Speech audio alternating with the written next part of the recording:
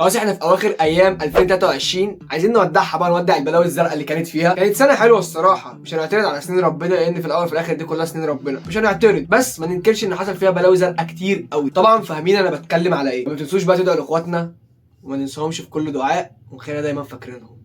اوعوا تنسوا اخواتنا. قبل بقى ما نبدا الفيديو اعمل اشتراك ولايك. ليه؟ مش عارف، بس اعمل اشتراك ولايك عشان انت الفيديوهات اللي جايه اكيد هتعجبك. شفتني قدام الكاميرا فابتسم. نخش بقى في موضوع الفيديو. اكيد السنه دي برضو كان فيها حاجات كتير حلوه مش هننكر، بس عايزين نبدا السنه الجديده بحاجات احلى ونبطل هزار بقى شويه، الدنيا بتخرب حوالينا، عايزين نفوق بقى ونبقى حاجه. انا هشاركك في الفيديو دوت بحاجات انا هبدا بيها 2024، يمكن تستفيد حاجه من الفيديو او يمكن احط لك فكره في دماغك تبدا بيها معايا. اول حاجه واهم حاجه هي الجيم. بس بقى عايزين نبدا نركز في الجيم ونركز في الدايت والتمارين ونلتزم شويه، ونعمل جدول تمارين نلتزم بيه وجدول دايت نلتزم بيه، ونفكنا بقى من الهلس اللي بنقعد ناكله ده. الجيم مفيد بكل جوانبه. اي حاجه في الدنيا كترها مضر الا الجيم. كتره بيفرتك العضلات، بيطلع لك عضلات، بيطلع لك حديد. يلا باي وتراي مان، باي وتراي. الجيم كتره عمره في حياته ما هيضرك برجوله بقى. يا جدع كميه طاقه سلبيه بتخرج في الجيم رهيبه رهيبه. انت بتبقى داخل الجيم كسر جسمك ودغدغ نفسك، وانت خارج من الجيم خارج مبسوط، انت واخد علقه موت وخارج مبسوط. بجد كميه طاقه سلبيه بتخرج جوه رهيبه، وبتخرج عندك طاقه ايجابيه وتفكير سليم. لازم اركز في الجيم السنه دي، لازم اعمل فورمه مميته.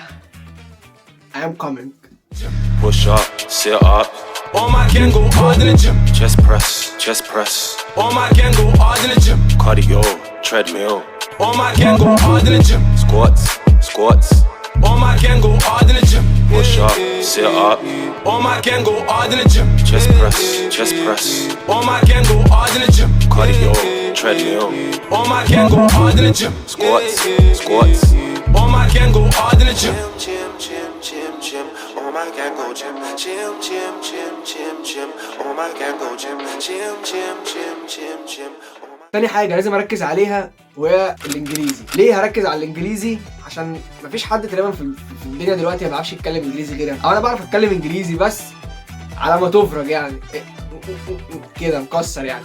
فلازم اتعلم انجليزي لان تقريبا كل المجالات اللي حوالينا دلوقتي بقت ليها علاقه بالانجليزي. يعني انت لو معاك انجليزي وسي في قوي ومعاك لغه او لغتين ثلاثه، فالموضوع هيبقى في اللذيذ، تشتغل اي شغلانه انت عايزها. خصوصا ان كل الشغل بتاع السوشيال ميديا دلوقتي بقى ليه علاقه بالانجليزي او هو انجليزي اصلا، فضروري نتعلم انجليزي. فانا هتعلم انجليزي وباذنك انت يا رب، باذنك انت اول ما 2024 تبدا لحد نهايه 2024 اكون اتعلمت الانجليزي واكون متقنه، اللي هو اتكلم انجليزي وافهم انجليزي. فهبتدي اخد كورسات وهركز اكتر في اللغه. تالت حاجه ومن ضمن الثلاث نقط المهمه جدا بالنسبه لي ان انا هعمل جدول لليوتيوب. ايوه هعمل جدول لليوتيوب وهنزل باستمرار يوتيوب، ولازم افضي نفسي كل يوم اصور يوتيوب.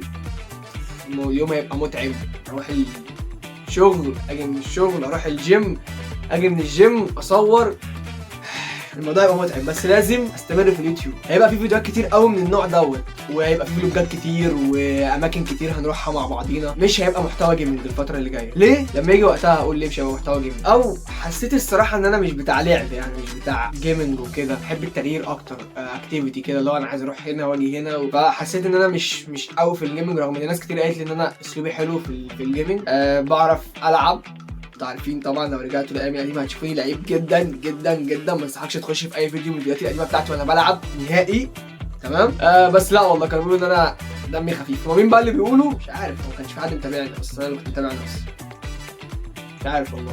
المهم ان انا هبدا يوتيوب بس بقوه وفيديوهات كتير من النوع ده. نخش على النقطه اللي بعدها، رابع نقطه واخر حاجه معانا في الفيديو دوت، ان انا هتعلم فلوس. هتقول لي يعني ايه اتعلم فلوس؟ هقول لك يعني اتعلم اقرا كتير عن الفلوس وازاي اتعامل معاهم، ازاي اصرف وازاي احوش، لان احنا يا صديقي داخلين على مجاعه.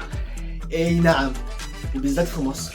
هقول لك انا ليه. الدولار بيعلى والعمله بتقل، وانا مش فاهم انا بقول ايه ومش فاهم حاجه في الاقتصاد، بس انا اللي فاهمه ان الدنيا بتغلى يعني وكده. واللي فهمته من الموضوع، العمله سعرها ما بيعلاش، سعرها بيقل، فالحاجه بالنسبه لك بتبقى غاليه.